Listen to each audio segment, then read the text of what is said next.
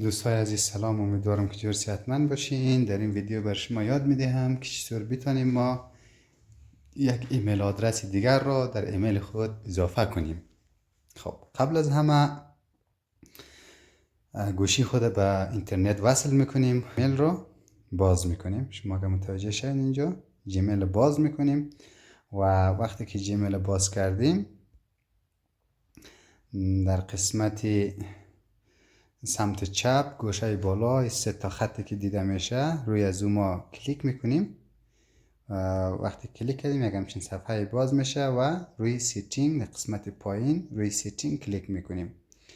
خب وقتی روی سیتینگ کلیک کردیم بعد از او ما یک همچین صفحه رو میبینیم که ایمیل آدرسی که قبل در جیمیل شما باز شده است شما اونا رو میبینید و اگر بخوایم که ایمیل های بیشتر ما اضافه کنیم در قسمت اد اکاونت اینجا کلیک میکنیم.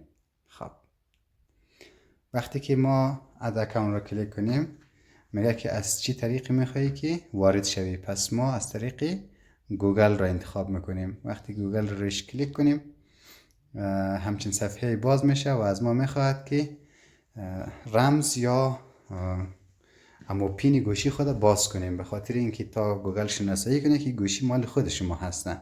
خب ما این باز میکنیم و لحظه صبر میکنیم تا اینکه این پروسس ختم میشه.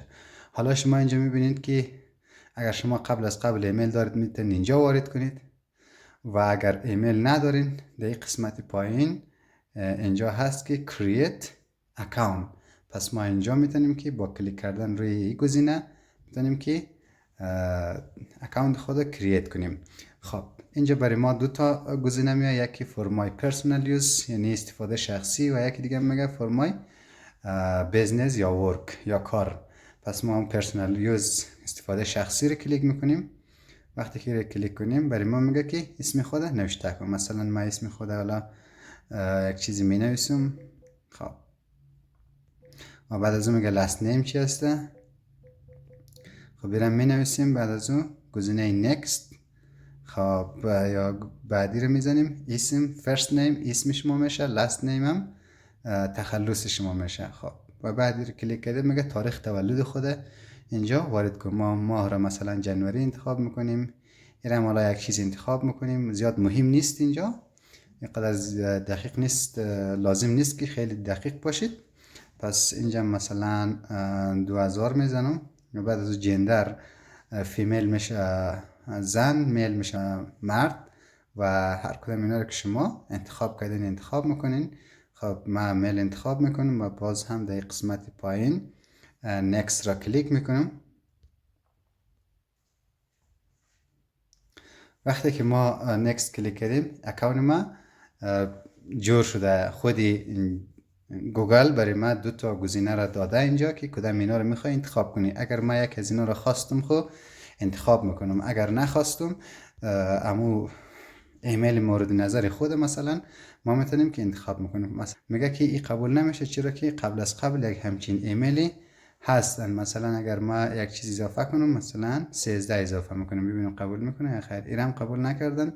پس ما فرض کنیم که 2026 اضافه میکنیم ببینیم که ایرم قبول نکردن.